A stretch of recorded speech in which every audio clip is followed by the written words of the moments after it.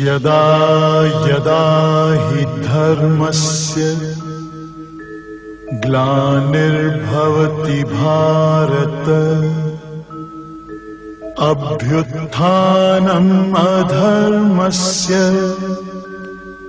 तदात्मानं सृजाम्यहम् परित्राणाय साधूनां विनाशाय च कृष्णाय वासुदेवाय हरये परमात्मने प्रणतक्लेशनाशाय गोविन्दाय नमो नमः।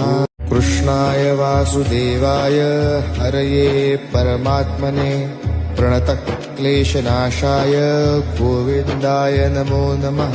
कृष्णाय वासुदेवाय हरये परमात्मने प्रणतक्लेशनाशाय गोविन्दाय